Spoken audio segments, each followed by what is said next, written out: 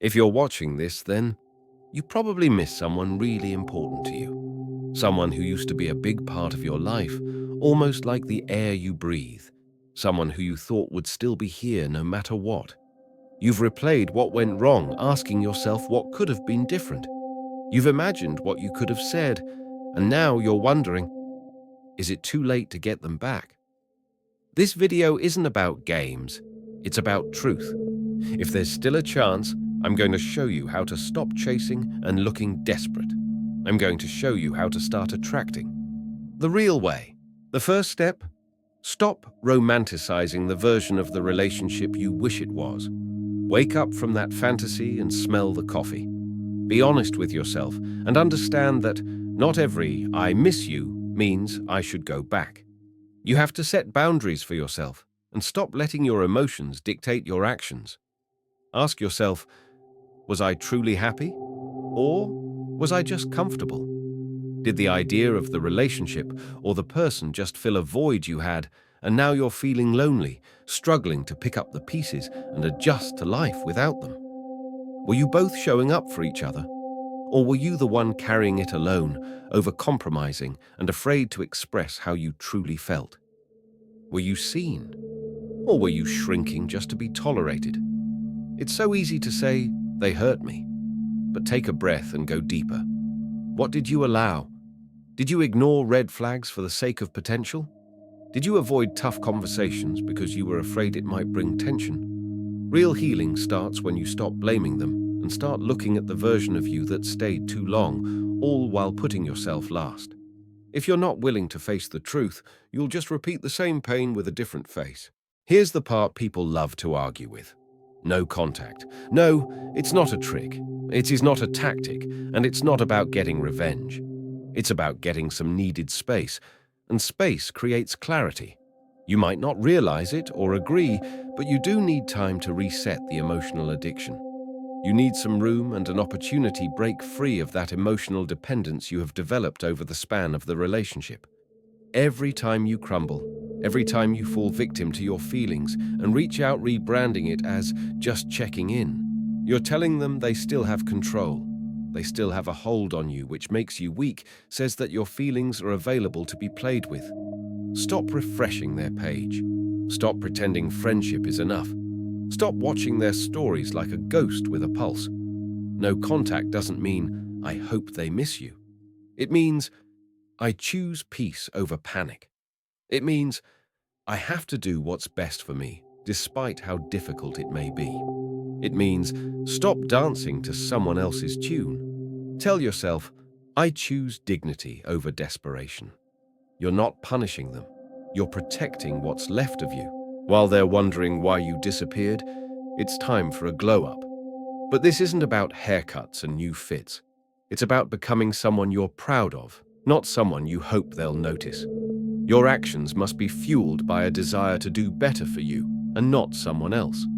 This is the only true way you will appreciate the positive changes your life is about to embark on, because it's driven by you. And that fire, you have to take yourself to the next level. So even if no one else notices, you won't become discouraged. Reconnect with the parts of yourself you abandoned, the things you enjoyed doing that you set aside because you wanted to make time or space for them. That trip you have always wanted to take to Jamaica, but they're scared of flying, so you kept your movements local. That dog or cat you always wanted to get, but they told you it wasn't a good idea. That podcast you got talked out of doing because everyone's doing it.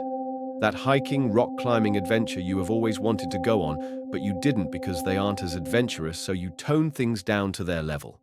Be the real you, the unfiltered, unedited version of you that you've long missed.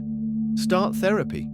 There's nothing wrong with seeking professional advice, as it only proves one of two things. You either needed it or you didn't. Hit the gym. You've been wanting to, but didn't, because you were hoping you could both go as a couple. Well, guess what?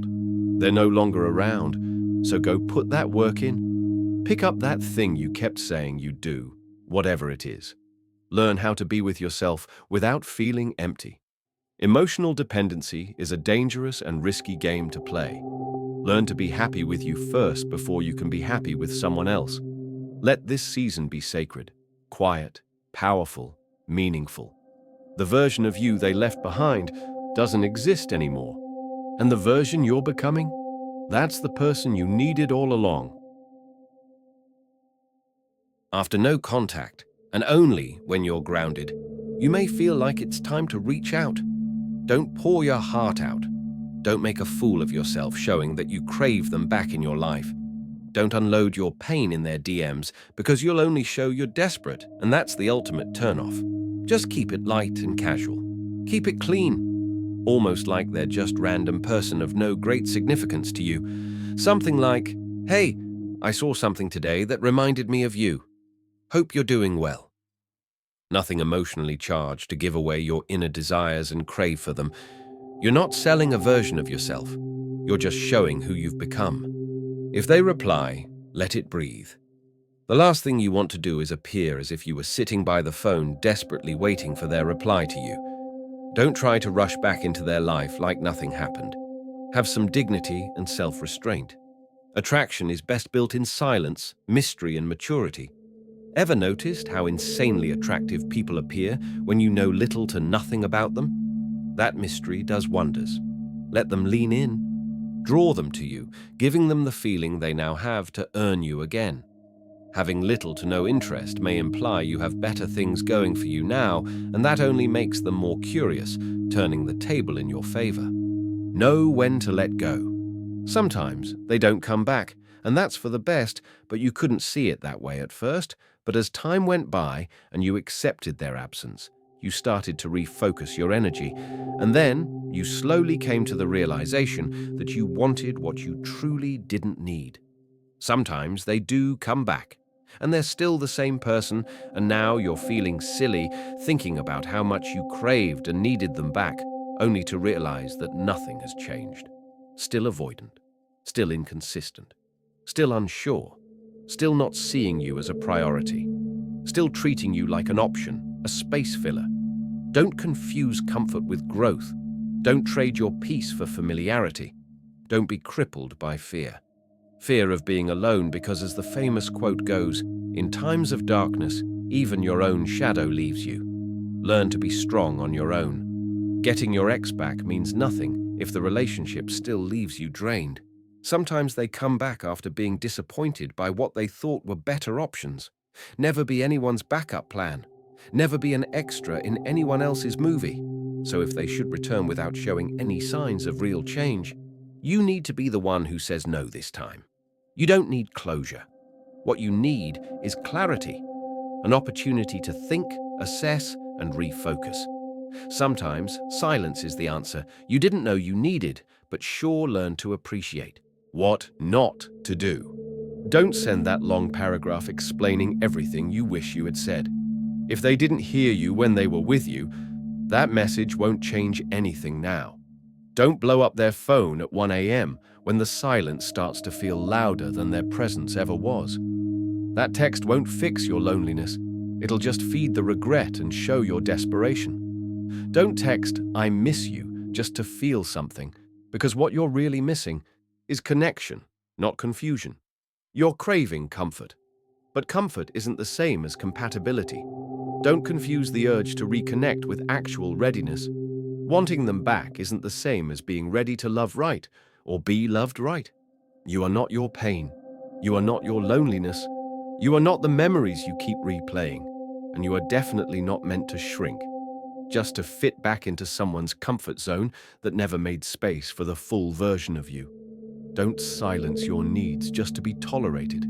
Don't lose yourself trying to win them. Protect your peace, even if it means walking alone for a little while. Because anything you have to beg for was never love to begin with. If they come back, let it be because they see who you've become, not because you begged for breadcrumbs. And if they don't, maybe life removed them, so you could finally find you. Subscribe for more unfiltered relationship advice. Real talk, real healing, real clarity. This is Love Life Spices, where you stop chasing and start choosing yourself.